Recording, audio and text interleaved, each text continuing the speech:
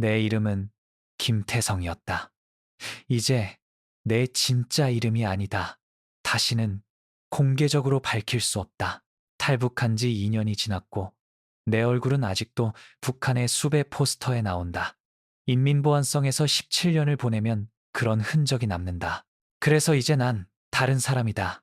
새 이름, 새 신분, 새 삶. 하지만 옛 삶은 존재하지 말았어야 할 작전을 계획하고 사람들을 죽음으로 보내는 명령을 내렸던 그 지휘관은 매일 밤 나를 쫓아온다. 그리고 앞으로 몇 분 동안 세 가지를 말하려 한다. 첫째, 혁명을 열렬히 믿었던 17세 청년이 어떻게 세계에서 가장 잔혹한 정권 중 하나의 특수작전 총책이 되는지, 그리고 왜 그 급속한 상승이 실제로는 심연으로의 추락이었는지. 둘째, 공룡 책가방을 맨 6살 아이의 사진이 든 문서를 들고 있을 때 어떤 기분인지, 내가 실행할 명령으로 곧 고아가 될 아이, 내 집에선 똑같은 나이의 내 아들이 새를 그리며 왜 그들처럼 자유롭게 날 수 없는지 궁금해하는 동안. 그리고 셋째, 왜 눈보라 속을 걸은 19시간, 우리를 거의 죽게 만든 19시간, 이 탈북에서 가장 어려운 부분이 아니었는지. 가장 어려운 부분은 그 후에 왔다. 마침내 안전할 때, 더 이상 즉각적인 위험이 없을 때, 네가 이었던 것을 직면해야 할 때, 했던 것을 알고 있었던 깊이, 알고 있었던 속까지 썩은 시스템의 이름으로 파괴한 생명들을. 왜냐하면 남한 군인들 앞에서의 그 무너짐은 육체적 탈진 때문이 아니었다. 내가 갈라놓은 모든 가족들의 무게 때문이었다. 내가 내린 모든 명령들 때문이었다. 멈추라고 애원하던 내 머릿속 작은 목소리를 짓눌렀던 모든 순간들 때문이었다. 내 구원을 위해 내 가족이 치른 대가 때문이었다.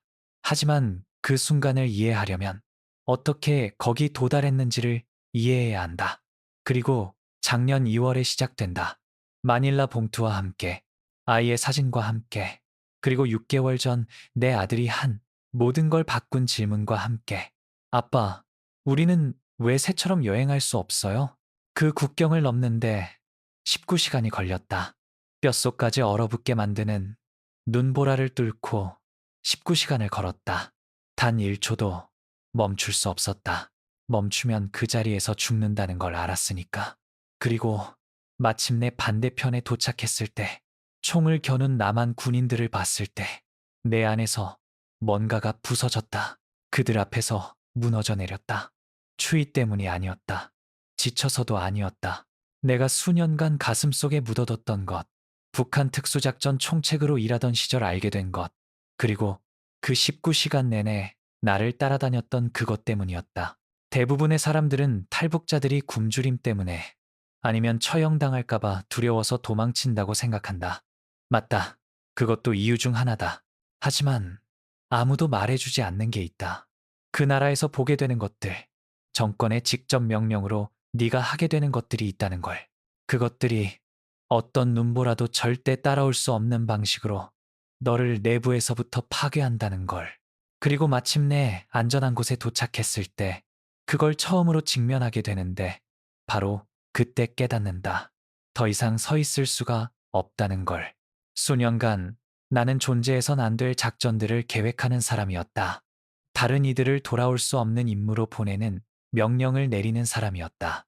김정은이 혁명적 정의라고 부르는 것을 실행하기 위해 신뢰했던 사람이었다. 그런데 어느 순간이 있었다. 모든 게 바뀐 정확한 그 순간이. 그리고 바로 그 순간이 나를 하얀 지옥 속에서 19시간을 걷게 만들었다. 돌아갈 길이 없다는 걸 알면서 내 이름은 어떤 공식 문서에도 나오지 않았다. 그게 규칙이었다. 나 같은 사람들은 서류상으론 존재하지 않았다. 인민보안성 그림자 속에만 존재했다. 평양의 한 건물 7층, 창문 하나 없는 그곳에서 명령은 최고 위층에서 직접 내려왔다. 매일 아침 정확히 5시, 나는 전국에서 딱 3명만 출입이 허가된 연문으로 들어갔다. 인사도 없었다. 잡담도 없었다. 그저 콘크리트 바닥을 울리는 내 군화 소리만 들리면서 사무실로 향했고, 거기엔 당의 붉은 인장이 찍힌 마닐라 봉투가 나를 기다리고 있었다. 그 봉투 안엔 임무가 들어 있었다. 어떤 건 단순했다. 불충 의심을 받는 간부 감시. 어떤 건 더 복잡했다. 나만 침투, 특정 표적 제거, 완벽한 정밀도와 실수, 제로를 요구하는 작전들. 나는 의문을 품지 않았다. 그게 내 일이었다. 17살 때부터 눈 하나 깜짝하지 않고 복종하도록 모든 명령을 혁명을 살아 숨쉬게 하는 필수적인 톱니바퀴로 보도록 훈련받았다. 그리고 믿었다. 수년간 내 존재 전부로 그걸 믿었다. 그런데 그 사무실엔 항상 소름 돋게 만드는 뭔가가 있었다.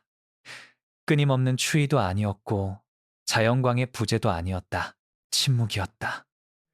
너무 짙은 침묵이라 자기 자신의 호흡 소리가 들렸고 회색 벽에 부딪혀 되돌아오는 자기 생각 소리가 들렸다.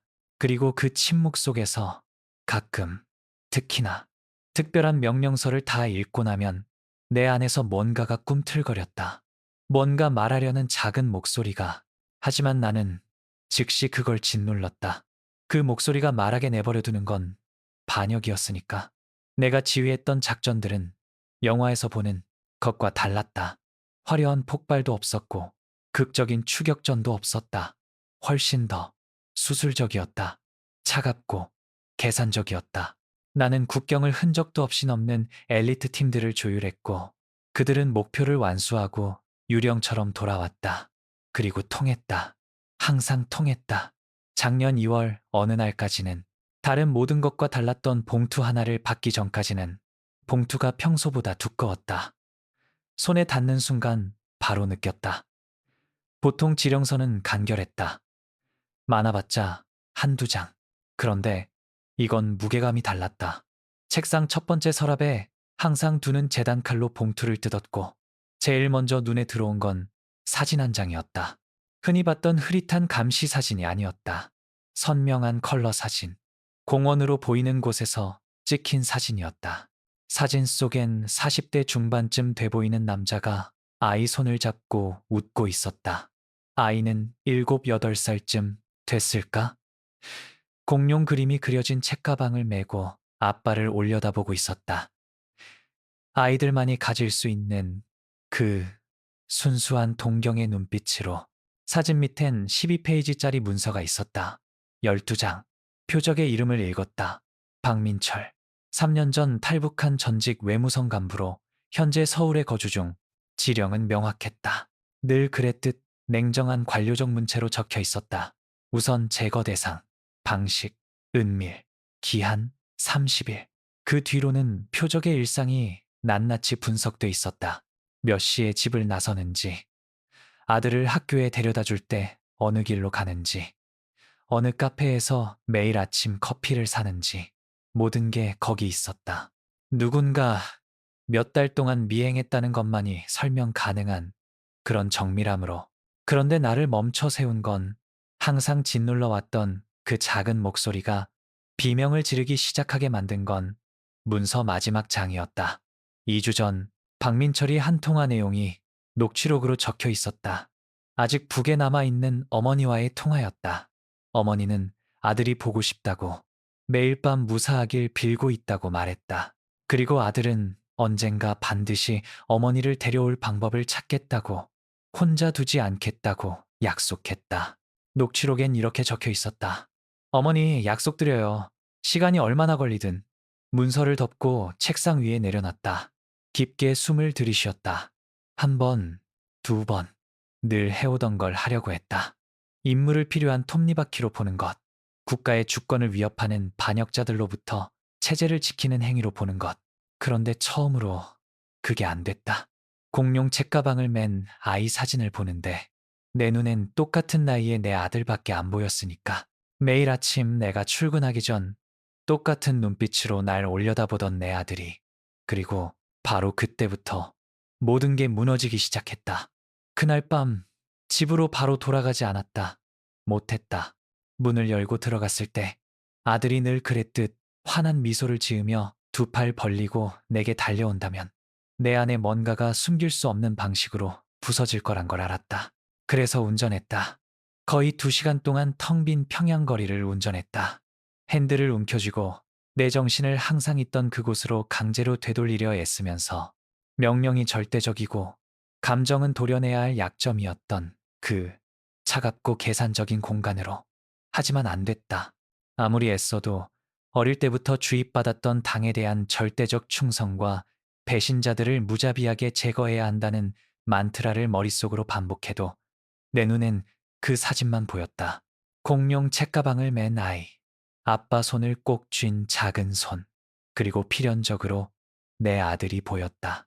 종민이 6살, 똑같이 깎은 똑같은 검은 머리, 날 바라볼 때 짓던 똑같은 절대적 신뢰의 표정. 대동강변에 차를 세웠다. 자정이 넘은 시각이었고 아무도 없었다. 방파제에 부딪히는 물소리와 앙상한 나무들을 부러진 뼈처럼 삐걱거리게 만드는 2월의 얼어붙은 바람만 들렸다. 차에서 내려 담배에 불을 붙였다. 평소엔 담배를 피우지 않았지만 그날 밤엔 손으로 뭔가를 해야 했다. 나를 현재 순간에 붙잡아둘 뭔가가, 나를 삼킬 듯한 생각의 미로, 속으로 빠져들지 않게 막아줄 뭔가가 필요했다. 사실 제거 명령을 받은 게 처음은 아니었다. 수년간 수십 건을 조율해왔다. 탈북자를 대상으로 한 것도 있었고 스파이 혐의자들, 실각한 간부들도 있었다. 그리고 항상 필요한 감정적 거리를 유지할 수 있었다. 그들을 사람이 아닌 표적으로 봤다. 가족도, 이야기도. 그들이 한 일에 대한 나름의 이유도 있는 인간이 아니라 국가에 대한 위협으로 봤다. 그 거리가 내가 이렇게 빨리 승진할 수 있게 해줬고 정권이 무조건적으로 신뢰하는 사람으로 만들어줬다. 그런데 뭔가 변했다. 그리고 그 변화는 그 봉투보다, 그 아이 사진보다 훨씬 전에 시작됐던 것 같다. 6개월 전에 시작됐다. 종민이가 아침 식사 중에 날 얼어붙게 만든 질문을 했을 때 우리는 작은 부엌 식탁에 앉아 있었다. 아내 혜진이가 쌀죽을 퍼주고 있었다. 일요일이었다. 아침에 집에 있을 수 있는 몇 안 되는 날 중 하나였다. 종민이는 공책에 그림을 그리고 있었다. 늘 그랬다. 그림 그리는 걸 정말 좋아했다. 그날은 새를 그리고 있었다. 날개를 펼친 큰 새.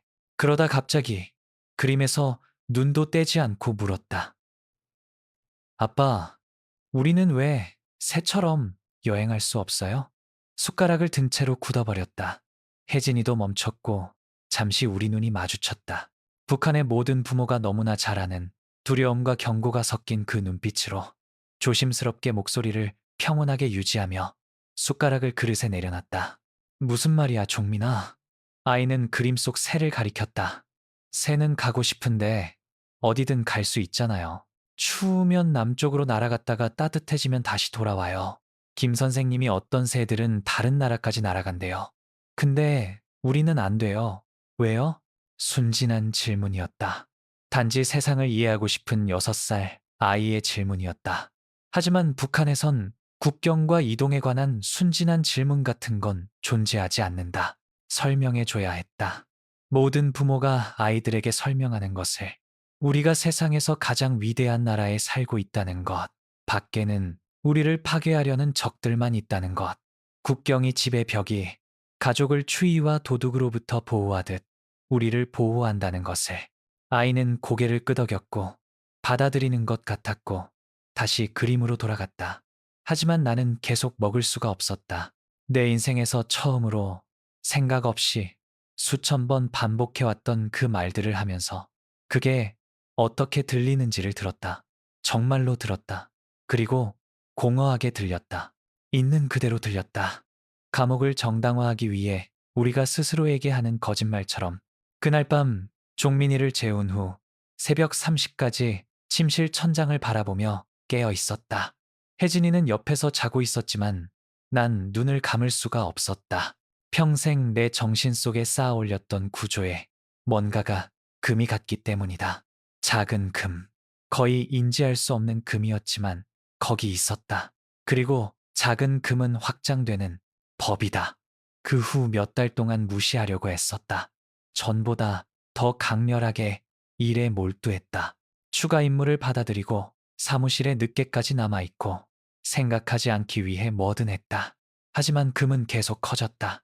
종민이가 새를 그리는 걸 볼 때마다 문서를 읽고 내가 파괴하는 삶들이 임상적인 단락들과 감시 사진들로 축소된 걸 볼 때마다, 국영 뉴스가 우리의 위대함을 떠들 때마다, 지도자들이 궁전에서 사는 동안 지방에선 사람들이 굶어 죽는다는 걸 내일 덕분에 알고 있었기에, 그리고 지금 강가에 서서 손가락 사이에서 타들어가는 담배를 들고 차 조수석에 둔 봉투를 바라보면서 금이 심연이 됐다는 걸 알았다. 그리고 모든 걸 바꿀 결정을 내려야 한다는 걸. 왜냐하면 사진 속 그 아이는 아빠와 함께 자랄 자격이 있었으니까. 종민이가 자기 그림 속 새들처럼 날 수 있는 세상에서 자랄 자격이 있는 것처럼, 그리고 내 커리어에서 처음으로, 내 인생에서 처음으로 그걸 파괴하는 사람이 되지 않기로 결정했다. 하지만 그때 몰랐던 건, 상상조차 할 수 없었던 건 그 결정에 대해 치러야 할 대가였다. 그리고 내 배신의 결과로부터 내 가족을 보호하기 위해 해야 할 일이었다. 다음 날 사무실에 계획을 갖고 돌아왔다. 아니, 정확히는 계획의 윤곽이랄까. 미친 짓이란 걸 알았지만 나 자신과 함께 살 수 있는 유일한 선택지였다. 임무를 방해할 생각이었다. 명백하게는 아니었다. 직접적으로 나한테까지 추적될 수 있는 방식도 아니었다. 내 수준의 접근 권한과 시스템 지식을 가진 사람만이 할 수 있는 방식으로 작전이 실패하게 만들되, 내 잘못처럼 보이지 않게. 박민철의 문서는 여전히 내 책상 위에 있었다. 정확히 내가 두고 간 그 자리에 집어들고 다시 읽었다. 이번엔 지휘관의 눈이 아니라 결함을 찾는 사람의 눈으로, 붕괴 지점을 찾는 눈으로. 그리고 찾았다. 작전에 배정된 요원이 3명이었는데 둘은 비교적 신참이었고 한 명은 현장 경험이 겨우 8개월밖에 안 됐다. 실행 기간은 30일이었지만 박민철의 일상에 관한 정보 보고서는 이미 3주나 된 것이었다. 일상은 변한다. 사람들은 스케줄을 바꾼다. 특히 자신이 표적이 될 수 있다는 걸 아는 탈북자들은. 그래서 아주 간단한 걸 했다. 작전을 지연시켰다. 암호화 채널로 메시지를 보냈다. 진행하기 전에 더 최신 정보가 필요하다고. 표적의 이동 패턴이 임무 성공을 확보하기 위해 일주일 더 감시가 필요하다고. 합리적인 요청이었다. 유능한 지휘관이라면 누구나 취할 예방 조치였다. 그리고 의심 없이 승인됐다. 그리고 기다렸다. 믿지도 않는 신에게 기도하며 기다렸다. 박민철이 그 추가된 일주일 동안 뭔가를 바꾸길, 아들 학교 가는 다른 길을 택하길, 커피를 다른 곳에서 사기로 결정하길, 문서 속 데이터를 구식으로 만들어서 작전이 또 지연되어야 하거나, 더 좋게는 완전한 재평가가 필요하게 만들 뭐든. 하지만 이걸 하는 동안, 이 극도로 위험한 게임을 하는 동안 무시할 수 없는 게 있었다. 나는 감시받고 있었다. 물론 항상 알고 있었다. 내 위치에선 감시가 끊임없었다. 외부 행동뿐만 아니라 행동 패턴, 교류, 정상에서 벗어난 모든 것. 감시자를 감시하는 부서가 따로 있었다. 국가기밀에 접근 권한이 있는 사람들이 충성스럽게 남아있도록 확보하기 위해. 그리고 나는 가장 많은 접근 권한을 가진 사람 중 하나였다. 뭔가 변했다는 걸 일주일 후에 알아차렸다. 리 대자가 예고 없이 내 사무실에 들어왔을 때, 리 대자는 내 직속 상관이었다. 50대 중반, 영원히 불신의 표정으로 구겨진 얼굴을 한 남자. 사전 통보 없이 내 사무실에 들어온 적이 한 번도 없었다. 단 한 번도. 김동무. 그가 뒤에서 문을 닫으며 말했다. 앉지 않았다. 책상 앞에 서서 두 손을 등 뒤로 깍지 낀 채였다. 박민철 작전 상황을 검토하고 있었네. 표정을 중립적으로 유지했다. 책상 위에 편안하게 둔 손. 물론입니다, 리 대자 동무. 추가 감시가 3일 후 완료될 예정입니다. 예비 보고에 따르면 표적이 기본 일상을 유지하고 있지만 문서화가 필요한 몇몇 작은 변화를 확인했습니다. 천천히 고개를 끄덕였지만 그의 눈은 내 얼굴에서 떨어지지 않았다. 작은 변화, 그가 반복했다. 어떤 종류의 변화인가? 구체적이되 과하지 않아야 했다. 항상 그랬던 꼼꼼한 지휘관처럼 들려야 했다. 표적이 아들을 학교에 데려다 줄 때 2가지 대체 경로를 사용하기 시작했습니다. 약 30%는 주요 경로를, 40%는 동호로를 통한 보조 경로를, 나머지 30%는 완전히 파악하는 데 사일이 걸린 세 번째 경로를 사용합니다. 최적의 차단 지점을 선택하기 전에 이 패턴들을 확인해야 합니다. 거짓말이었다. 뭐, 부분적으로 거짓말이었다. 박민철이 다른 경로를 사용하긴 했지만 그 빈도나 변화는 아니었다. 숫자를 부풀렸다. 거의 존재하지 않는 곳에 복잡성을 만들어냈다. 그리고 이걸 말하면서 리 대자가 정보를 처리하는 걸 보면서 그가 아는지 궁금했다. 내 행동에서 뭔가를 눈치챘는지, 어딘가에서 경보를 울린 미묘한 불일치가 있어서 여기 온 건지. 이해하네. 마침내 그가 말했다. 꼼꼼한 게 중요하지. 하지만 김동무, 과도한 지연에도 자체적인 위험이 있다는 걸 기억해야 하네. 표적들이 경고받을 수 있어. 기회의 창이 닫히지. 최고 지도자께선 끊임없는 보고서가 아니라 결과를 기대하시네. 물론입니다. 리 대좌동무 대답했다. 작전은 수정된 일정에 따라 진행될 것입니다. 잠시 더 거기 서 있었다. 여전히 내 눈에 고정된 그의 눈. 마치 내 충성의 외관 아래 끓어오르는 배신적 생각들을 읽을 수 있다는 듯이. 그러곤 한 번 고개를 끄덕이고 한마디 더 없이 사무실을 나갔다. 문이 닫히는 순간 등에 흐르는 차가운 땀을 느꼈다. 내가 생각했던 것보다 더 세심하게 나를 관찰하고 있었다. 그리고 그건 시간이 다 되어간다는 의미였다. 박민철 임무만이 아니라 나에게도. 계속 작전을 방해하고 계속 지연하거나 복잡하게 만들 이유를 찾으면 결국 누군가 점들을 연결할 것이다. 그리고 그렇게 되면 나만 대가를 치르는 게 아니었다. 그날 밤 혜진이와 종민이가 잠든 후 불을 끈 작은 거실에 앉아 창밖 어두운 도시를 바라봤다. 밤의 평양은 이상한 곳이었다. 계획된 정전과 통금 후 텅 빈 거리들. 8층 아파트에서 저 멀리 류경 호텔이 보였다. 수십 년째 미완성인 삼각형 콘크리트 괴물. 희미하게 불이 켜진 채 정권에 지켜지지 않은 약속들을 끊임없이 상기시키는 것처럼. 그리고 바로 거기, 그 어둠 속에서 모든 걸 바꿀 두 번째 결정을 내렸다. 이걸 계속할 수 없었다.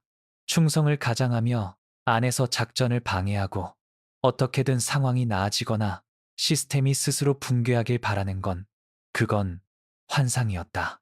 시스템은 붕괴하지 않을 것이다. 그리고 나는 들키기 전까지 이 가식을 오래 유지할 수 없을 것이다. 나가야 했다. 탈북해야 했다. 하지만 혼자 할 수 없었다. 아내와 아들이 있는데 내 탈북이 그들을 정치범 수용소로 보내게 될 텐데 거기서 평생을 내 배신에 대한 대가를 치르며 살 텐데 보고서를 봤다. 이송을 조율했다. 탈북자 가족들에게 정확히 무슨 일이 일어나는지 알았다. 3대 처벌.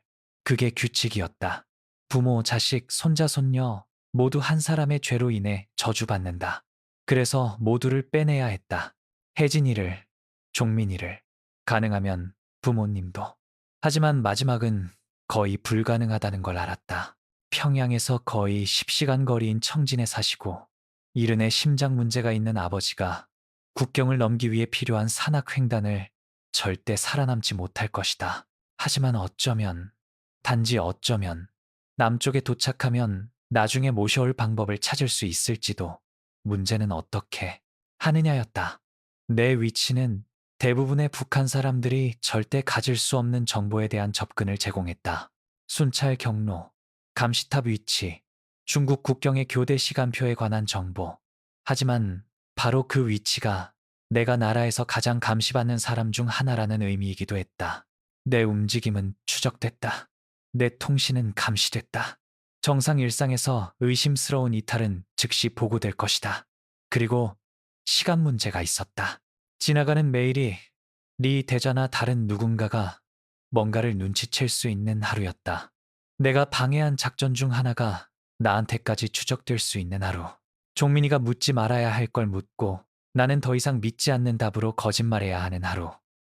소파에서 일어나 종민이 방으로 걸어갔다. 문이 살짝 열려 있었다. 조용히 들어가 침대 옆에 서서 자는 걸 바라봤다. 테디베어를 팔로 감싸 안고 있었다. 내가 어렸을 때 내 것이었던 그 낡고 다른 곰. 숨소리가 깊고 고르게 꿈속에서 발았다. 자기가 그렇게 그리길 좋아하는 새들처럼 자유로우길. 여기서 빼낼게. 어둠 속에서 속삭였다. 너무 낮게 소리내서 말했는지조차 확신이 없었다. 약속할게. 하지만 그 약속을 하면서도 그게 무엇을 의미하는지 알았다. 상상도 해본 적 없는 일들을 해야 한다는 의미였다. 정권이 항상 경고했던 그들의 대열 사이에 존재한다는 그 배신자가 되어야 한다는 의미였다. 국가를 보호하기 위해 가르쳐진 모든 걸, 모든 기술을 사용해서 내 인생을 파괴하고 우리가 환영받을지조차 모르는 곳에서 처음부터 재건해야 한다는 의미였다. 그리고 시계가 돌기 시작했다는 의미였다. 탈북을 계획하기 시작하면 보호해야 한다고 여겨지는 모든 걸 배신할 정신적 준비를 하기 시작하면 뭔가가 너에게서 바뀐다. 무엇을 찾아야 할지 아는 훈련받은 사람들이 감지할 수 있는 뭔가가 빨리 움직여야 했다.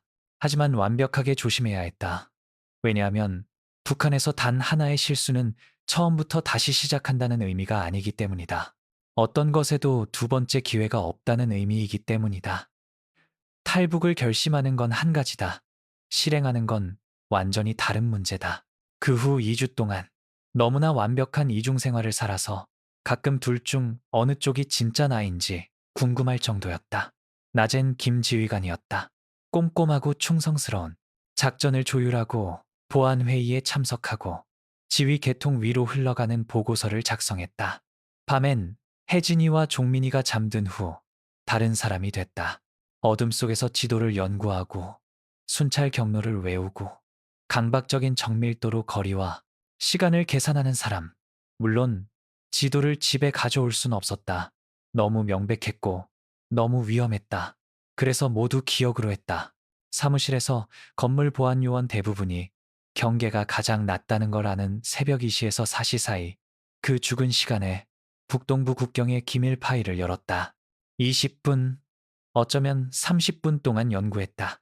가능한 모든 세부 사항을 외우면서 그러곤 닫고 추적될 수 있는 접근 기록을 지우고 그 모든 정보가 뇌에서 타오르는 채로 집에 돌아왔다. 가장 논리적인 경로는 중국 쪽 량강도를 통과하는 것이었다. 남한과의 국경은 사실상 불가능했다. 너무 군사화됐고 센서가 너무 많고 철조망과 지뢰가 너무 많은 층으로 깔려 있었다. 하지만 중국 국경은 위험하긴 해도 약점이 있었다. 겨울에 두만강이 충분히 두껍게 얼어붙는 곳, 순찰대 경로에 예측 가능한 틈이 있는 곳, 올바른 지식을 가진 사람이 건널 수 있는 곳.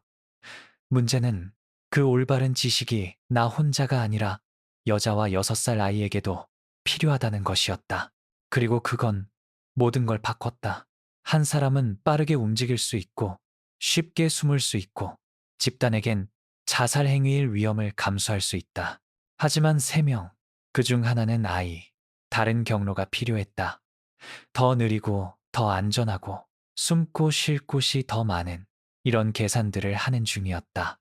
어느 날 밤 어두운 거실에 앉아 기억으로 그린 대략적인 지도가 있는 공책을 들고 있을 때 뒤에서 소리가 들렸다. 급하게 돌아보니 혜진이가 거기 있었다.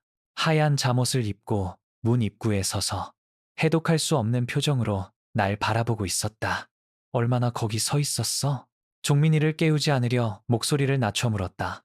충분히 대답했다. 다가오지 않았다. 거기 서서 가슴에 팔짱을 낀 채였다. 그게 뭐야? 무릎 위 공책을 내려다봤다. 거리 가로등에서 들어오는 희미한 빛 속에서 연필 자국이 거의 보이지 않았지만 그녀는 봤다. 당연히 봤다. 결혼한 지 9년이었다. 내 패턴을, 습관을 알았다. 그리고 최근 며칠 나는 달랐다. 더 멀고 더 긴장됐다. 그녀가 눈치챘고 나는 숨길 수 있다고 생각할 만큼 멍청했다. 천천히 공책을 닫았다. 얘기 좀 해야겠어. 말했다. 움직이지 않았다. 뭔가 계획하고 있어? 질문이 아니었다. 비난이었다. 그리고 그녀 목소리엔 전에 들어본 적 없는 뭔가가 있었다. 두려움. 나에 대한 두려움이 아니라 나를 위한 두려움. 우리를 위한 소파에서 일어나 다가갔지만 거리를 유지했다. 북한에선 자기 집 안에서도 듣고 있지 않다는 확신을 절대 가질 수 없다. 당, 아파트가 일반 아파트보다 건축이 나았지만 그게 사적이라는 의미는 아니었다. 숨겨진 도청장치, 정보원으로 모집된 이웃들, 부모가 비밀이라고 생각한 대화를 순진하게 반복하는 어린아이들, 이야기를 너무 많이 들었다. 나 따라와. 속삭이며 그녀 손을 잡았다. 욕실로 이끌었다. 아파트에서 가장 작고 밀폐된 곳. 문을 닫고 세면대 수도꼭지를 틀었다. 물이 세게 흘러나와 우리 목소리를 덮을 백색 소음을 만들 때까지 편집증이었을 것이다. 아마. 하지만 편집증은 살아있게 해준다. 무서워. 물이 흐르기 시작하자마자 혜진이가 말했다. 얼굴이 창백했고 눈이 크게 떠져 있었다. 몇 주째 당신답지 않아. 잠도 안 자. 거의 안 먹어. 그리고 이제 이거. 문 쪽을 거실에 둔 공책 쪽을 가리켰다. 뭘 하고 있는 거야? 깊게 숨을 들이쉬었다. 바로 이 순간이었다. 일단 말하면 돌이킬 수 없었다. 그녀가 연루될 것이고 공범이 될 것이고 뭔가 잘못되면 우리와 함께 떨어질 것이다. 하지만 계속 어둠 속에 둘 수 없었다. 때가 왔을 때 날 따를 만큼 충분히 신뢰하길 기대한다면 우리 떠날 거야. 물소리 위로 거의 들리지 않을 만큼 낮은 목소리로 말했다. 셋 다 나라를 떠날 거야. 얼굴에서 색이 완전히 사라졌다. 약간 비틀거렸고 균형을 잡으려고 팔을 붙잡아야 했다. 뭐라고? 그 말이 헐떡임처럼 나왔다. 들어봐. 급하게 말했다. 이제 두 팔을 다 잡고 눈을 똑바로 보며 무슨 생각하는지 알아. 얼마나 미친 소리처럼 들리는지 알아. 하지만 이걸 계속할 수 없어. 이 시스템의 일부로 계속 있을 수 없어. 그리고 종민이가 여기서 자라게 둘 수 없어. 우리에게 믿게 만든 거짓말을 믿으며 우리를 죽일 거야. 속삭였다. 잡히면 우리를 죽일 거야. 그리고 우리를 안 죽이면 우리 가족을 죽일 거야. 당신 아버지, 내 어머니. 그리고 알아. 말을 끊었다. 믿어 알아. 매 순간 그것만 생각해. 하지만 남으면 내가 해온 걸 계속하면 결국 어쨌든 잡힐 거라는 것도 알아. 그리고 그렇게 되면 결과는 같을 거야. 단지 나갈 유일한 기회를 잃은 것만 빼고 영원처럼 느껴지는 시간 동안 날 바라봤다. 그녀 눈 속의 갈등을 볼 수 있었다. 다른 뭔가와 경쟁하는 공포. 어쩌면 희망. 어쩌면 그냥 절망. 왜 지금이야? 마침내 물었다. 무슨 일이 있었어? 모든 걸 말했다. 박민철 문서에 관해, 공룡 책가방 맨 아이 사진에 관해, 새에 관한 종민이 질문에 관해, 리 대자와 그의 사무실 방문에 관해, 나를 이 지점으로, 되돌릴 수 없는 이 결정으로 이끈 모든 순간에 관해. 끝냈을 때 그녀는 조용히 울고 있었다. 어떤 소리든 막으려고 손으로 입을 가린 채 뺨을 타고 눈물이 흘러내렸다. 다가가 안았다. 나에게 떨고 있는 걸 느끼며 종민이가 여기서 자라길 원하지 않아. 내 어깨에 대고 속삭였다. 절대 원한 적 없어. 하지만 소리내서 말하기에 너무 무서웠어. 당신한테조차. 그 말이 예상치 못한 방식으로 날 부쉈다. 왜냐하면 그녀가 나와 똑같은 무게를, 우리가 감옥에서 아들을 키우고 있다는 똑같은 끔찍한 인식을 짊어지고 있었다는 의미였으니까. 그리고 혼자 그렇게 해왔다는 의미였으니까. 나조차 포함해서 누구와도 공유할 수 없이. 그럼 동의한 거야. 말했다. 하지만 혜진아, 한 가지 이해해야 해. 이건 우리가 해본 것 중 가장 힘든 일이 될 거야. 그리고 일단 시작하면 멈출 수 없어. 돌이킬 수 없어. 약간 몸을 떼었다. 눈을 볼 수 있을 만큼. 언제? 곧. 대답했다. 아직 정확한 날짜는 못 줘. 하지만 곧. 경로 계획을 맞춰야 하고 길에서 도움이 될 몇 가지를 구해야 해. 그리고 올바른 순간을 찾아야 해. 조건이 맞을 때. 그럼 우리 부모님은? 목소리가 갈라졌다. 당신 아버지는? 가장 두려워한 질문이었다. 우리와 함께 올 수 없어. 불가능해. 여행이 너무 힘들고 더 많은 사람을 데려가면 발각될 위험이 기하급수적으로 늘어나. 하지만 약속할게. 내 손 사이에 그녀 손을 잡았다. 약속할게. 우리가 안전해지면 그분들도 빼낼 수 있는 모든 걸 할게. 빈 약속이었고 둘 다 알았다. 나만에서 누군가를 구출할 확률은 거의 제로였다. 하지만 줄 수 있는 유일한 것이었다. 위로 없는 상황에서의 유일한 위로. 천천히 고개를 끄덕였다. 더 많은 눈물이 얼굴을 타고 흘렀지만 알았어. 해야 할 걸 할게. 수도꼭지를 잠그고 침묵 속에서 거실로 돌아왔다. 그녀는 한마디 더 없이 침대로 갔다. 나는 깨어 있었다. 손에 든 공책을 바라보며 방금 작동시킨 것의 무게를 느끼며 하지만 그때 몰랐던 건, 알 수 없었던 건 내가 가졌다고 생각한 시간이 이미 다 됐다는 것이었다. 왜냐하면 사흘 후 모든 게 바뀌었으니까. 화요일 아침이었다. 평소 시각에 사무실에 도착했고 책상 위에 또 다른 마닐라 봉투를 발견했다. 하지만 이건 달랐다. 당의 붉은 인장이 없었다. 대신 피를 얼게 만든 표시가 있었다. 내부보안부 심볼. 안엔 종이 한 장만 있었다. 소 한 장. 그 주 금요일로 예정된 보안 심사에 소환됐다. 일상적이라고 문서는 말했다. 모든 고위 공무원이 주기적으로 받아야 하는 표준 충성도 평가. 하지만 여기 일상적인 건 아무것도 없다는 걸 알았다. 진짜 보안 심사는 몇 주 전에 예정되지 3일 전 통지로 되지 않는다. 그리고 절대 사전 경고 없이 갑자기 오지 않는다. 누군가 의심하고 있었다. 리 대좌.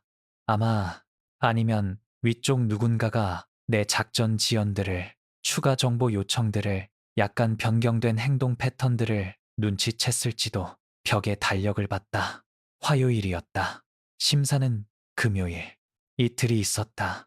불완전한 계획과 부적절한 준비로 지금 즉시 도망칠지 결정할 이틀. 아니면 그 심사에 나타나서 정말 일상적이길 기도할지. 그게 아니면 그 후엔 어떤 기회도 없을 거란 걸 알면서 확실한 위험과 가능한 위험 사이에서 선택할 이틀. 지금 시도하다 죽을지, 발각된 후에 죽을지. 거의 떨리지 않는 손으로 책상 위 전화기를 들어 집 번호를 눌렀다. 혜진이가 두 번째 벨에 받았다. 여보세요? 가방 챙겨. 낮은 목소리로 말했다. 당신이랑 종민이 거. 따뜻한 옷. 그것만 이번 주말에 해. 전화 반대편에서 긴 침묵이 있었다. 그러곤 놀랍도록 확고한 목소리로 알았어. 끊고 사무실 창밖 저 너머로 펼쳐진 회색 도시를 바라봤다. 저기 어딘가에 국경이 있었다. 그 국경 너머엔 자유가 있었다. 아니면 죽음이. 이틀 후면 어느 쪽인지 알 것이다. 이틀, 48시간. 몇 달이 걸려야 할 걸 준비할 시간. 하지만 몇 달이 없었다. 숨 쉴 시간도 거의 없었다. 제일 먼저 필요한 건 돈이었다.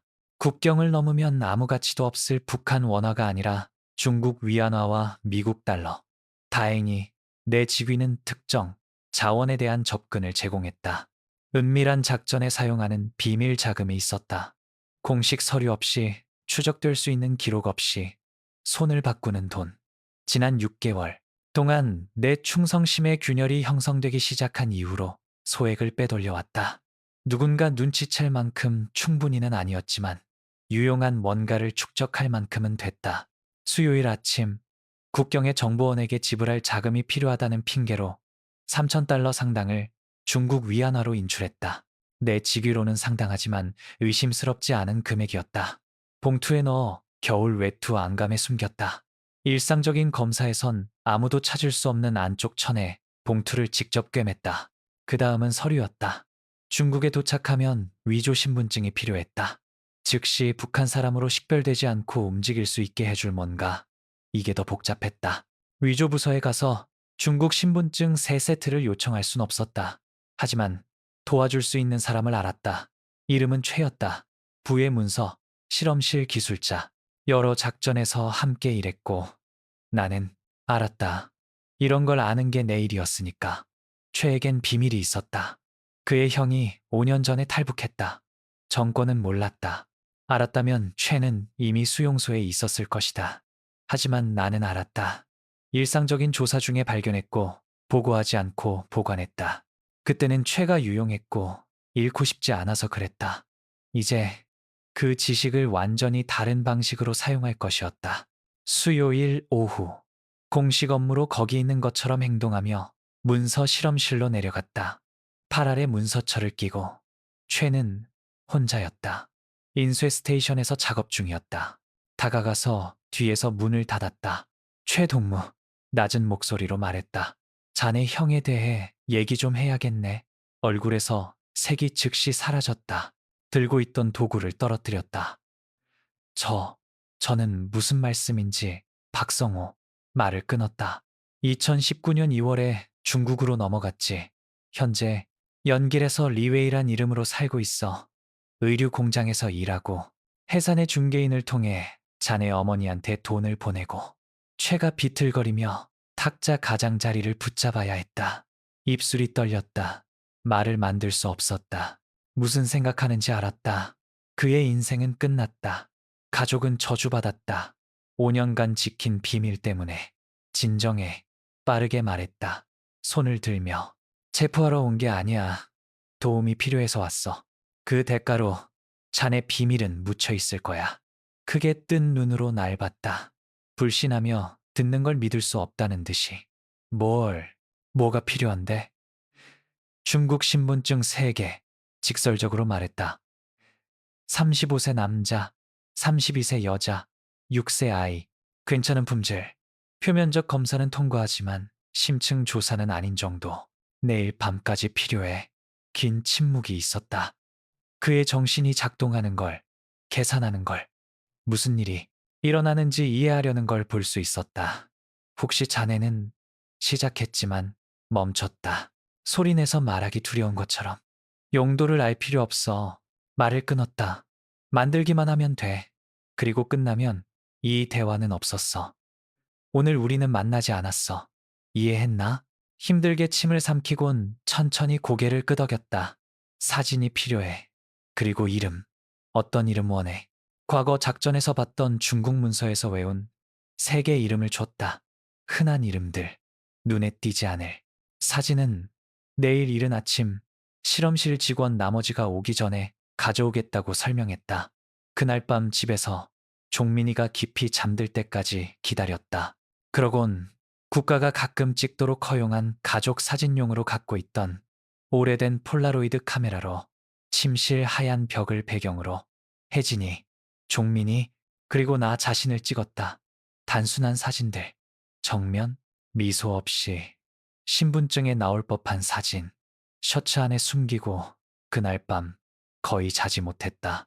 계획의 모든 단계를, 모든 가능한 실패 지점을, 예상할 수 있었던 모든 비상 상황을 정신적으로 재검토하며 목요일 아침 새벽이 오기 전에 문서 실험실로 돌아갔다. 최는 이미 거기 있었다. 수면 부족으로 빨갛게 충혈된 눈으로 날 기다리며 말없이 사진들을 줬다. 받아서 간단히 살펴보고 고개를 끄덕였다. 오늘 밤 주겠어? 낮은 목소리로 말했다. 어디서? 오, 2층 남자 화장실 3번째 칸에 둬. 대답했다. 변기 탱크 뒤에 저녁 8시에 다시 고개를 끄덕였고 나는 뒤돌아보지 않고 떠났다. 목요일 나머지는 순수한 연기 연습이었다. 평소 회의에 참석했다. 보고서를 검토했다. 내부 이메일에 답했다. 모두가 아는 김 지휘관처럼 정확히 행동했다. 효율적이고 집중되고 충성스러운. 내면으로는 매 초가 영원처럼 느껴졌다. 누군가 사무실에 들어올 때마다 심장이 빨라졌다. 리 대자가 보안 심사가 앞당겨졌다고, 즉시 봐야 한다고 말하러 온 거라 예상하며, 하지만 일어나지 않았다. 하루가 고문 같은 정상성 속에서 흘러갔다. 정확히 8시에 2층 화장실로 갔다. 비어 있었다. 3번째 칸에 들어가 떨리는 손으로 변기 탱크 뒤에 손을 뻗었다. 거기 있었다. 테이프로 봉인된 얇은 봉투. 재킷 안으로 밀어넣고 사무실로 돌아갔다. 거기서 돈을 둔 곳과 같은 곳에 외투 안감 안에 숨겼다. 그날 밤 집에 도착했을 때 혜진이가 늘 그랬듯 저녁을 준비해뒀다. 밥, 김치찌개, 몇몇 절인 채소. 종민이는 식탁의 평소 자리에 있었다. 의자 밑에서 다리를 흔들며 아직 발이 바닥에 닿기엔 너무 작았다. 아빠, 저녁 먹고 놀아요? 항상 내 심장을 녹이는 그 높은 목소리로 물었다. 블로그로 만들 수 있어요? 혜진이를 봤다. 1초 동안 우리 눈이 마주쳤고 그 1초 안에 전체 침묵의 대화가 지나갔다. 그녀는 내일이 그날이란 걸 알았다. 나는 그녀가 두렵다는 걸 알았다. 하지만 종민이 앞에서 모든 게 정상인 것처럼 행동해야 했다. 물론이지 챔피언, 말했다. 머리를 헝클며. 네가 본 것 중 가장 높은 건물을 지을 거야. 그리고 그렇게 했다. 1시간 동안 저녁 후 그의 방바닥에 앉아서 그가 학교에서의 하루를, 친구 민호가 점심을 나눠줬던 걸, 선생님이 위대한 수령님에 관한 새 노래를 가르쳐줬던 걸 말하는 동안 블록타워를 쌓았다. 모든 걸 들었다. 모든 단어를 기억에 새기며. 왜냐하면 이게 함께 갖는 마지막 정상적인 밤일지 몰랐으니까. 내일 이 시각에 우리가 살아있을지, 죽어있을지, 자유와 체포 사이 어딘가에 있을지 몰랐으니까. 마침내 재웠을 때 오랫동안 침대 가장자리에 앉아 있었다. 그냥 바라보며. 잠든 그의 얼굴은 너무 평화로웠고 너무 순수했다. 내일 그의 인생이 영원히 바뀔 거란 걸 전혀 몰랐다. 알고 있는 모든 걸 남겨둘 거란 걸. 학교, 친구들, 조부모님들, 나라 전체를. 미안해. 어둠 속에서 속삭였다. 내가 하려는 것에 대해, 견뎌달라고 부탁할 것에 대해. 깨우지 않으려고 천천히 일어났고 거실에서 날 기다리는 혜진이를 발견했다. 소파 위에 작은 배낭 2개가 있었다. 내 지시를 글자 그대로 따라 조심스럽게 챙겼다. 보온 내복층들, 두꺼운 양말, 장갑, 모자, 얼지 않을 초콜릿바와 비스킷, 각자 물병 하나. 충분해? 낮은 목소리로 물었다. 그래야지. 대답했다. 배낭을 확인했다. 모든 품목을 검사하며. 종민이 약 챙겼어? 고개를 끄덕였다. 비타민이랑 기침 시럽. 혹시 모르니까. 좋아. 배낭을 닫고 침실 옷장 깊숙한 곳에 일상적 검사에선 아무도 찾지 못할 낡은 신발 상자들 뒤에 숨겼다. 내일 나갈 때 주말에 신의주에 당신 부모님 방문하러 가는 것처럼 행동해. 믿을 만한 이야기야. 전에 그 여행을 해봤으니까. 누가 물으면 그게 우리 이야기야. 검문소에서 멈춰 세우면 공식 여행 서류가 있어. 말했다. 시스템에 대한 내 접근을 사용해 위조한 통행증을 꺼내며 해산까지 데려다 줄 거야. 그 후론 우리끼리야. 혜진이가 소파에 주저앉았다. 희미한 불빛 아래 얼굴이 창백했다. 너무 무서워. 인정했다. 죽는 게 아니라 종민이한테 뭔가 일어날까봐. 다치거나 절대 치유될 수 없는 방식으로 겁먹게 할까봐. 옆에 앉아 그녀 손을 잡았다. 알아. 나도. 하지만 대안을 생각해봐. 여기서 키우는 걸, 시스템이 되길 원하는 걸로, 변하는 걸, 보는 걸, 가진 그 불꽃을, 호기심을, 질문할 수 있는 능력을 잃는 걸, 그로부터 구하기 위해 위험을 감수할 가치가 없어? 내 손을 세게 쥐었다. 가치가 있어. 그날 밤 늦게까지 깨어 있었다. 모든 것과 아무것도 아닌 것에 관해 속삭이며 얘기하며 함께했던 첫 해들에 관해, 대학에서 어떻게 만났는지에 관해, 종민이가 태어난 날과 우리 둘 다 그렇게 작고 연약한 아기로 뭘 해야 할지 몰랐던 것에 관해 얘기했다. 함께 나눴던 모든 행복한 순간들에 관해 얘기했다. 기억함으로써 국경 반대편으로 가져갈 수 있을 것처럼. 뭐가 잘못될 수 있는지에 대해선 얘기하지 않았다. 그건 이미 너무 잘 알았다. 금요일이 회색과 추위로 밝았다. 눈을 약속하는 낮은 구름과 함께 완벽하다고 생각했다. 눈이 어물을 제공할 것이고 우리를 추적하기 더 어렵게 만들 것이다. 하지만 여행도 더 위험하게 만들 것이다. 특히 종민이에게. 늘 그랬듯 제복을 입었지만 이번엔 밑에 가장 두꺼운 보온복을 입었다는 걸 확인했다. 안감에 돈과 위조 신분증을 숨긴 겨울 외투. 힘든 지형에서 수킬로미터 걷기를 견딜 수 있는 견고한 군화. 아침 식사에서 종민이는 사무실 끝나고 할 거라고 말한 조부모님 방문에 들떠 있었다. 할아버지 댁에서 눈사람 만들 수 있어요? 기대로 빛나는 눈으로 물었다. 물론이지. 얘야.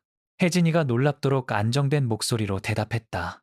네가 본 것 중 가장 큰 눈사람을 만들 거야. 늘 그랬듯 70 안에 집을 나섰다. 하지만 이번엔 뒤에서 문을 닫을 때 다시는 열지 않을 거란 걸 알았다. 장면을 기억에 새기는데 잠시 시간을 가졌다. 페인트가 벗겨진 좁은 복도, 아직 새에 화환이 걸려있는 이웃, 이씨 아파트 문, 지난 4년 동안 수천 번 오르내렸던 콘크리트 계단. 모든 게 기억이 되려 하고 있었다. 사무실에서 긴급 소환을, 계획이 무너질 이유를 발견할 거라 예상했다. 하지만 아무것도 없었다. 깨끗한 책상, 조용한 전화, 그리고 혜진이에게 집에 돌아올 거라 말한 정호를 향해 천천히 기어가는 시간들만. 11시에 네 대자가 사무실을 지나갔다. 심장이 거의 멈췄다. 김동무 말했다. 문으로 머리를 내밀며 내일 자네 보안 심사에 관해 내일이라고 말했다. 아직 내일이었다. 지난 1년간 작전 기록 전부 가져오게. 완전한 검토를 원하더군. 물론입니다. 리 대저동무 대답했다. 목소리를 확고하게 유지하며 완벽하게 준비할 것입니다. 고개를 끄덕이고 떠났다. 내가 유일하게 필요한 준비를 이미 가졌다는 걸 몰랐다.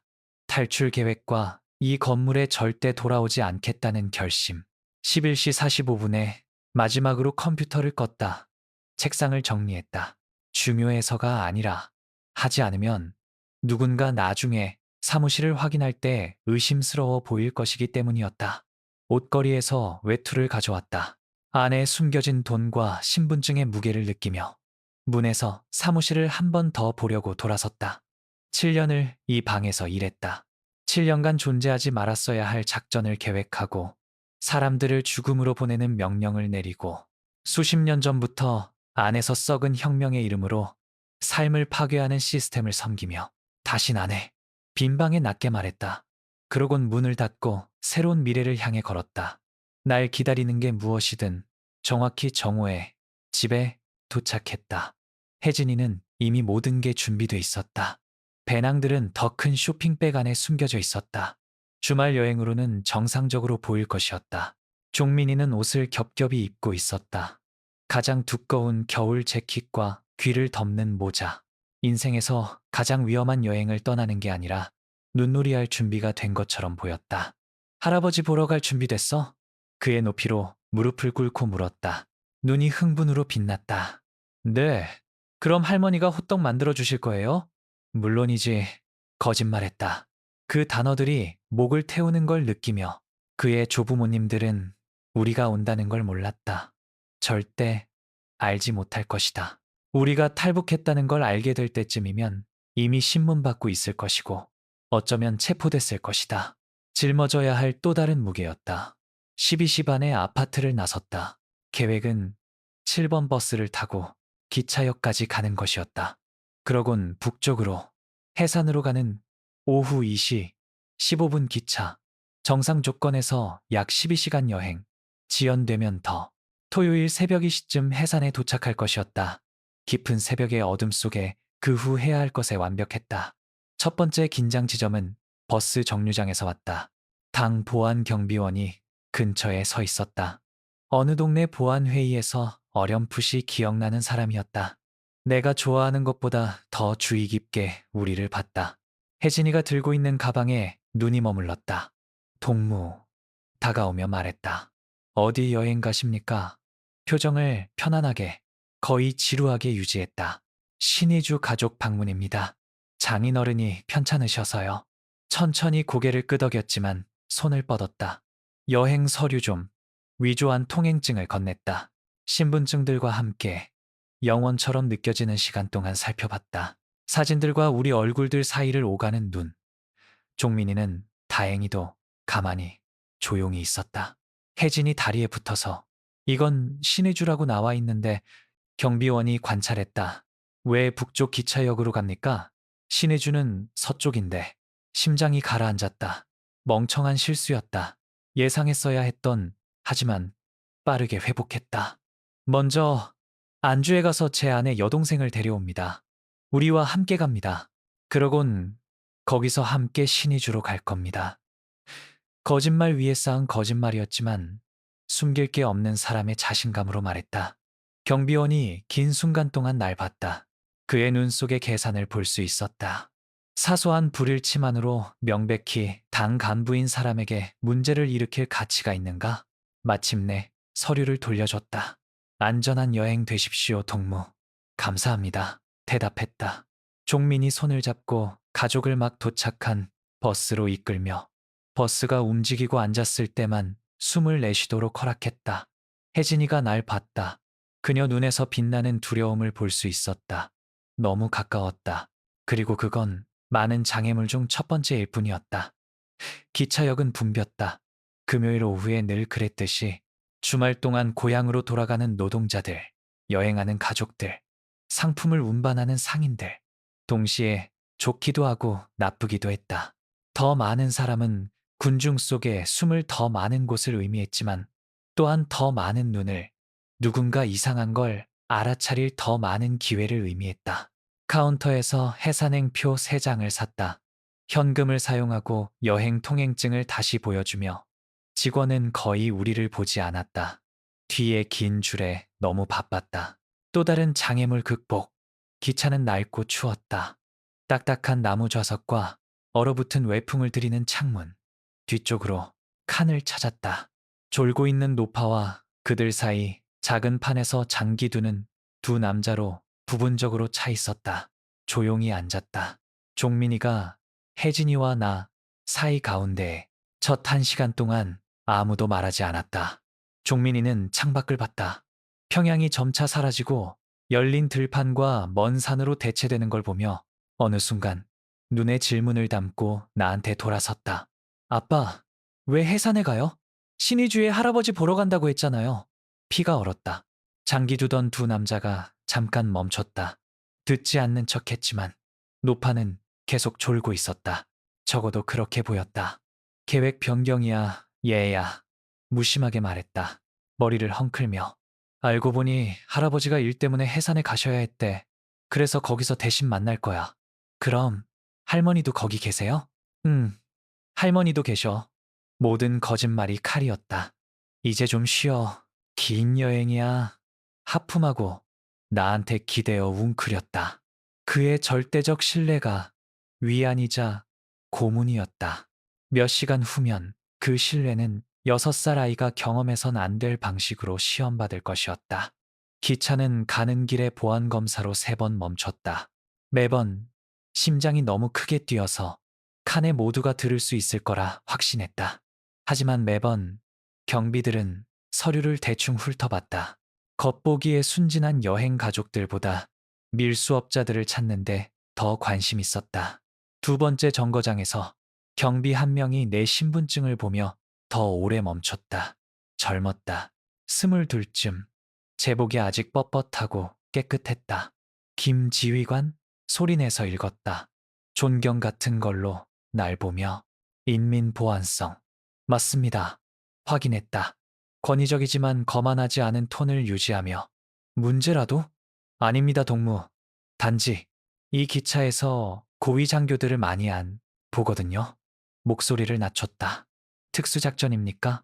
눈을 마주봤다. 만약 그렇다면 자네한테 말할 것 같나? 얼굴이 붉어지고 자세를 바로 했다. 물론 아니죠, 동무. 죄송합니다. 서류를 급히 돌려주고 복도로 계속 갔다.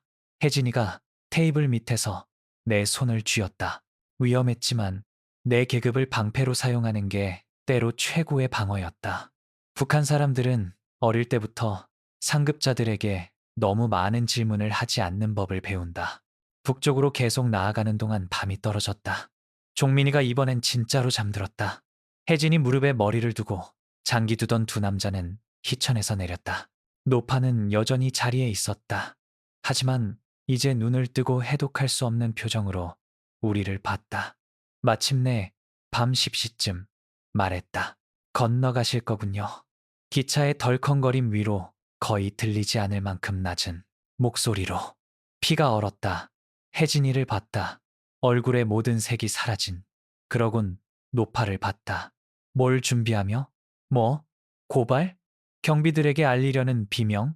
하지만 그녀는 너무 많이 본 피곤한 눈으로 우리를 봤을 뿐이었다. 난 바보 아니에요. 이 나라에서 73을 살았어요. 그 표정을 알아봐요. 전에도 봤거든요. 무슨 말씀인지 모르겠습니다, 할머니. 조심스럽게 말했다. 손짓으로 내 말을 무시했다. 부정으로 날 모욕하지 마세요. 고발 안 할 거예요. 뭐하러? 이미 너무 늙었어요. 얻을 게 없어요. 앞으로 몸을 기울였다. 잠든 종민이를 보며. 하지만 저 아이는 다가올 것에 너무 어려요. 선택지가 없었어요. 혜진이가 속삭였다. 눈에 눈물이 맺히기 시작하며. 알아요. 노파가 대답했다. 다른 선택지가 없으면 아무도 이걸 선택 안 해요. 가방을 뒤졌다. 천으로 싼 작은 꾸러미를 꺼냈다.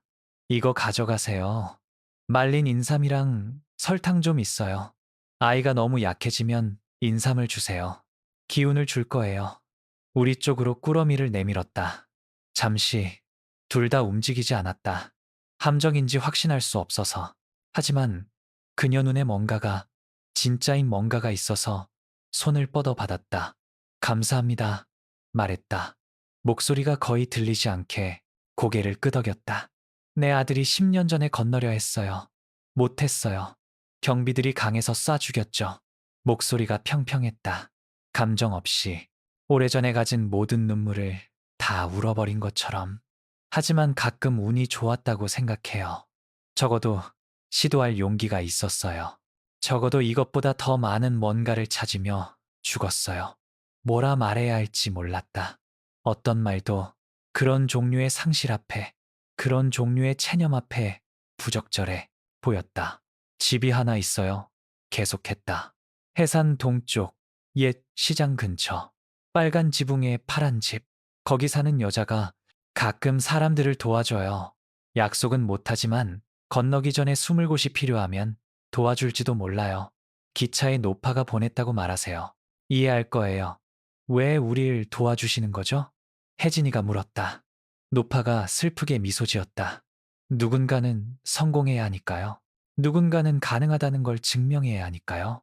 좌석에 기대고 눈을 감았다. 이제 날 좀 재워줘요. 그리고 해산에 도착하면 이 대화는 없었던 것처럼 행동하세요. 새벽 2시 17분에 해산에 도착했다. 역은 거의 비어 있었다.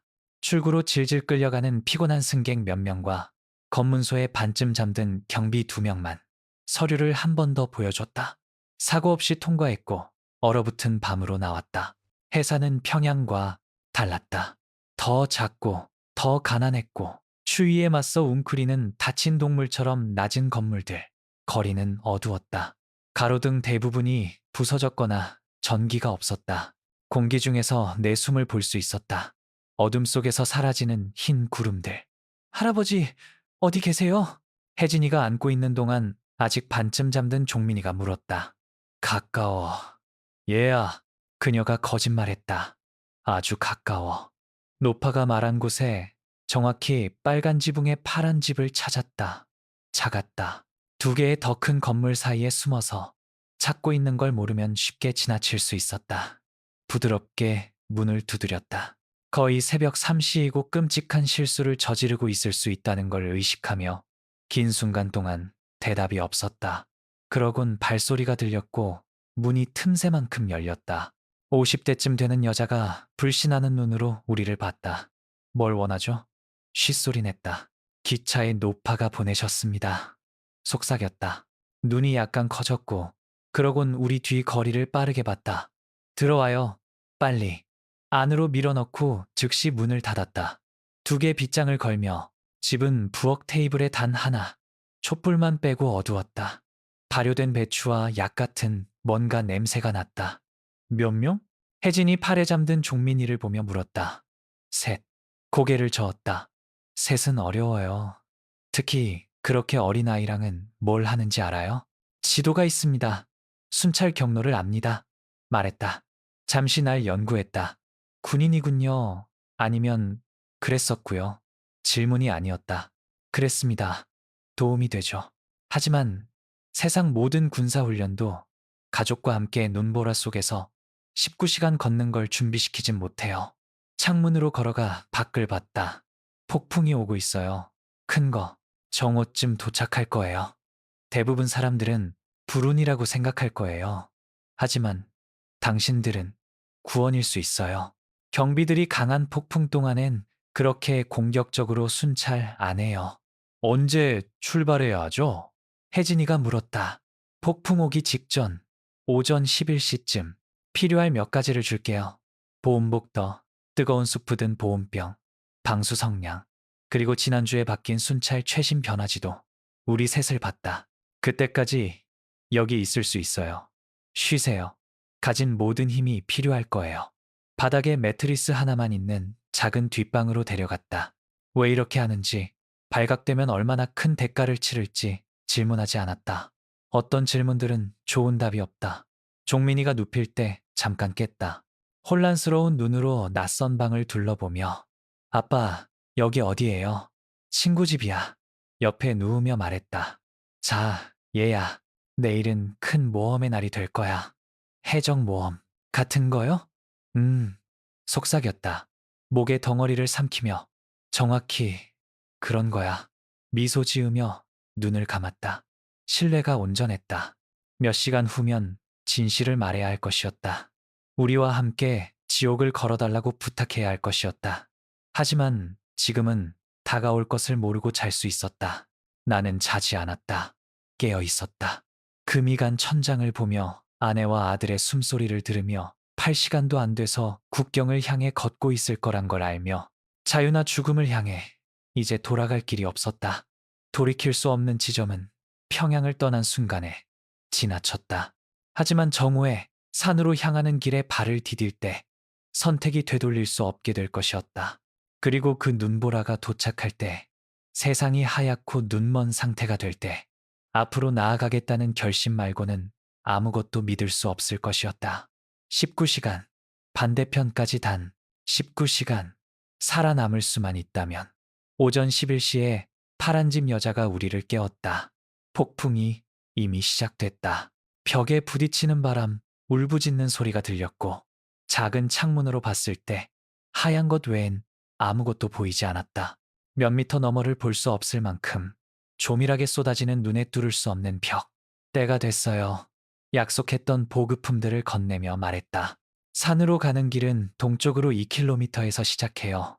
가능한 한 숲속에 있으세요. 경비들이 이 폭풍 속에선 아무것도 못 봐요. 하지만 당신들도 마찬가지예요. 떨어지지 마세요. 절대로. 종민이는 이제 완전히 깨어 있었다. 혼란을 보이기 시작하는 눈으로 혜진이와 나 사이를 보며 아빠, 왜 산에 가야 해요? 할아버지 어디 계세요? 그 앞에 무릎을 꿇고 작은 손들을 내 손 사이에 잡았다. 바로 이 순간이었다. 더 이상 거짓말은 없다. 종민아, 아주 조심스럽게 들어야 해. 오늘 우리 아주 어려운 걸 할 거야. 저 산들을 걸어서 다른 나라까지 갈 거야. 자유로울 수 있는 곳. 원하는 모든 질문을 할 수 있고 원하는 모든 새를 그릴 수 있는 곳. 아무도 안 된다고 말하지 않고 눈이 커졌다. 우리 한국 떠나요? 응? 그럼 할아버지랑 할머니는요? 그 질문이 날 산산조각 냈다. 우리랑 함께 올 수 없어. 하지만 언젠가 어쩌면 모셔올 수 있을지도 몰라. 아빠를 위해 용감할 수 있어? 피곤해도 필요한 만큼 걸을 수 있어? 그의 눈에서 두려움을 봤다. 하지만 다른 것도 봤다. 신뢰. 절대적으로 필요하지 않으면 내가 이걸 부탁하지 않을 거란 신뢰. 용감할게요. 아빠, 그렇게 시작했다. 처음 몇 시간이 가장 쉬웠다. 이 중 어떤 것도 쉽다고 부를 수 있다면 간신히 보이는 길을 걸었다. 여자가 말한 대로 나무들 가까이 있으며 눈이 모든 각도에서 우리를 때렸다. 눈 멀게 하고 얼게 하지만 또한 숨겨줬다. 단 한 명의 경비도 보지 못했다. 아무도 보지 못했다. 종민이는 처음 3시간 동안 혼자 걸었다. 내 손을 붙잡고 눈까지 덮는 모자 아래 작은 얼굴이 결연했다. 하지만 4시간째엔 너무 떨어서 안아야 했다. 혜진이가 자기 것에 더해 그의 배낭을 들었고 우리는 계속 나아갔다. 5시간째가 첫 순찰을 봤을 때였다. 두 경비, 눈을 통해 간신히 보이는 우리와 반대 방향으로 걷는 바위물이 뒤로 몸을 던졌다. 얼어붙은 돌에 몸을 누르고 20m도 안 되는 거리로 지나가는 동안 숨을 참으며 종민이는 단 한 소리도 내지 않았다. 가르친 대로 자기 입을 자기 손으로 막으며 8시간째엔 산의 주요 능선을 넘었다. 네, 다리가 타올랐다. 얼굴이 추위로 너무 감각이 없어서 거의 느낄 수 없었다. 혜진이가 2번 넘어졌고 2번째엔 찢어진 바지를 통해 무릎에서 피가 보였다. 하지만 멈추지 않았다. 멈출 수 없었다. 11시간째에 종민이가 울기 시작했다. 큰 소리로는 아니었다. 뺨에서 얼어붙는 조용한 눈물만. 아빠, 더 못해요. 다리가 아파요. 너무 추워요. 기차에 노파가 준 인삼을 줬다. 천천히 씹었다. 쓴맛에 찡그리며. 그러곤 맛을 없애려고 설탕을 줬다. 몇 시간만 더야 챔피언. 넌 내가 아는 가장 용감한 아이야. 내가 훈련시킨 어떤 군인보다 용감해. 그 말이 약간의 힘을 주는 것 같았다. 내 팔에서 조금 몸을 펴고 계속했다. 14시간째가 가장 위험했다. 충분히 내려와서 강 근처였다. 두만강, 북한과 중국 사이 국경을 표시하는, 그리고 거기 눈을 통해 불빛이 보였다. 감시탑. 안에 두 경비의 실루엣을 볼 수 있었다. 이 거리에서도 보이는 그들의 소총. 여기 있어. 혜진이에게 속삭였다. 종민이를 내려놓으며 경로 확인하고 올게. 앞으로 기어갔다. 가진 모든 군사훈련을 사용해서 소리 없이 보이지 않게 움직였다. 탑은 강에서 100m 떨어져 있었다. 탑과 우리 사이엔 열린 지형이 있었다. 50m에 아무것도 없는 곳. 엄폐물 없이, 눈보라 말고는 우리를 숨겨줄 것 없이 뛰어야 했다. 샜다. 저 열린 공간을 가로질러 강을 향해. 경비들이 눈을 통해 우리를 보지 못하길 기도하며 혜진이와 종민이에게 돌아왔다. 내가 뛰라고 하면 강을 향해 가능한 한 빨리 뛰어. 뒤돌아보지 마. 멈추지 마. 알았지? 둘 다 고개를 끄덕였다. 지금 뛰었다. 종민이가 우리 사이에 각자 한 손을 잡고 거의 끌며 발이 간신히 땅에 닿으며 바람이 울부짖고 눈이 채찍질하고 나는 매초 경보 비명을, 총소리를, 모든 것의 끝을 듣길 기다렸다. 하지만 오지 않았다. 강에 도착했다. 그리고 거기 여자가 말한 대로 얼음이 두꺼웠다. 두껍지만 위험했다. 아래 균열을 숨기는 눈으로 덮여 있었다. 이제 천천히 말했다. 날 정확히 따라와. 내가 밟는 곳을 밟아. 건너기 시작했다. 까림한 모든 발걸음이 믿음의 행위였다. 발 아래 얼음의 모든 삐걱거림이 아래 얼어붙은 물로 뚫고 들어갈 수 있다는, 거기서 몇 분 안에 죽을 거란 상기였다. 강 중간에서 얼음이 금 같다. 부서지진 않았지만 금이 내 발에서 총소리 같은 소리와 함께 퍼졌다. 얼어붙었다. 움직이지 마. 속삭였다. 기다렸다. 10초, 20초. 얼음이 버텼다. 계속해. 말했다. 천천히. 16시간째에 반대편에 도착했다. 중국 땅. 하지만 아직 안전하지 않았다. 중국은 북한 탈북자들을 돌려보낸다. 더 멀리 남한 대사관까지 도와줄 활동가들을 찾을 수 있는 곳까지 가야 했다. 마지막 3시간은 안개였다. 그중 일부도 기억나지 않는다. 발의 고통만, 팔에서 종민이의 무게만, 내 뒤 혜진이의 힘든 숨소리만 기억난다. 여기서 죽을 거라고, 자유에서 몇 킬로미터 떨어진 곳에서 봄에 눈이 녹을 때 우리 시체가 얼어붙은 채로 발견될 거라고 생각한 걸 기억한다. 하지만 그때 19시간째에 다른 불빛이 보였다. 북한 감시탑의 차가운 불빛이 아니라 따뜻한 불빛, 마을, 그리고 마을 너머 언덕 위에 바람에 펄럭이는 깃발, 남한 깃발. 탈북자들을 돕기 위해 국경 지역에 설치한 대사관이나 임시 영사관. 봐, 말했다. 목소리가 간신히 쉰 속삭임이었다. 해냈어. 그 불빛을 향해 걸었다. 그리고 거기서 군인들을 봤다. 다른 제복, 다른 얼굴들, 남한 사람들. 그들 중 한 명이 눈보라에서 다가오는 우리를 봤다. 하얀 것에서 나타나는 유령처럼 소총을 들어 올렸다. 바람의 포효를 통해 이해할 수 없는 뭔가를 외치며 손을 들었다.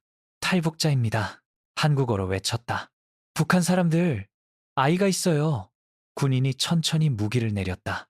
다른 이들이 우리 쪽으로 뛰어왔다.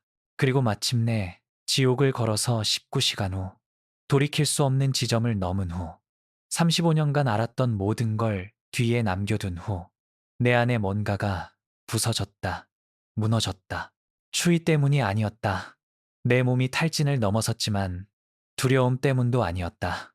그 19시간의 몇 초 동안 순수한 공포를 짊어졌지만 무너진 건 탈북을 결심한 이후 처음으로 느껴도 안전했기 때문이었다. 내가 한 것을 직면해도 안전했기 때문이었다. 봤던 것을, 이었던 것을.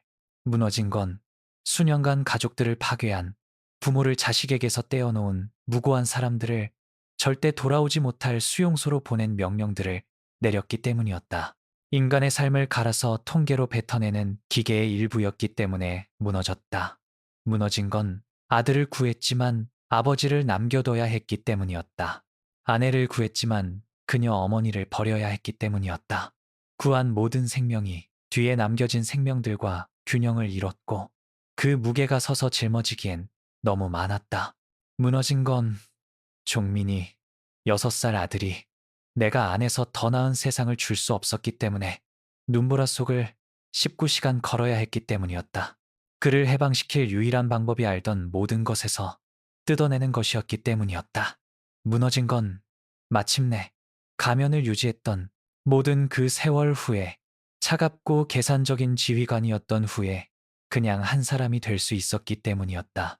겁에 질린 사람, 산산조각 난 사람, 끔찍한 것들을 했고 영원히 그것들과 함께 살아야 할 사람, 그리고 거기 눈 속에 무릎 꿇고 있는 동안 남한 군인들이 우리 쪽으로 달려오는 동안 종민이가 모든 걸 가치 있게 만들 뭔가를 말하는 걸 들었다. 아빠, 여기선 원하는 모든 새를 그릴 수 있어요? 글을 올려다 봤다. 뺨에서 얼어붙는 눈물과 함께. 아들, 원하는 모든 새를 그리고 언젠가 너도 날 수 있을 거야. 이 이야기를 목소리가 갈라지지 않고 말할 수 있기까지 3개월이 걸렸다. 나만의 재정착센터에서 3개월 신문 받고 처리되고 익숙하면서도 완전히 낯선 세상에서 사는 법을 배우며 종민이는 예상했던 것보다 빨리 적응했다. 아이들은 어른들이 절대 될 수 없는 방식으로 회복력이 있다. 이제 진짜 학교에 다닌다. 두려움 없이 질문하는 곳. 공책에 새들을 그리고 선생님들이 범죄가 아니라 축하로 벽에 거는 곳. 혜진이는 아직 악몽을 꾼다. 나도 어떤 밤엔 모든 게 꿈이었다고. 또 다른 마닐라 봉투가 날 기다리는 평양 사무실로 돌아가 있다고 확신하며 깬다. 하지만 그때 그녀의 손을 내 손에서 느끼고 옆방에서 종민이가 숨쉬는 걸 듣고 진짜라는 걸 안다. 아버지는 우리 탈북 6개월 후에 돌아가셨다. 북에 연락책이 있는 활동가를 통해 알게 됐다. 수용소가 아니라 집에서 돌아가셨다. 작은 자비였다. 하지만 다시는 뵙지 못했다. 작별 인사를 할 수 없었다. 왜 떠나야 했는지 말할 수 없었다. 그게 대가다. 자유를 위해 치르는 계산서. 그리고 어떤 날들, 무게가 너무 무거워질 때 가치가 있었는지 궁금해진다. 하지만 그때 종민이가 공원에서 뛰는 걸 본다. 두려움 없이, 제한 없이 세상을 보는 대로 그리는 걸. 말해진 대로가 아니라. 그리고 답을 안다. 그 19시간의 매 초에 가치가 있었다. 모든 눈물에, 모든 공포의 순간에, 뒤에 남겨진 모든 생명의 가치가 있었다. 왜냐하면 어떤 새들은 새 장을 위해 만들어지지 않았기 때문이다. 아무리 황금빛으로 창살이 빛나도, 그리고 어떤 부모들은 뭐든 할 것이기 때문이다. 절대적으로 뭐든 자식들이 날 수 있도록 확실히 하기 위해.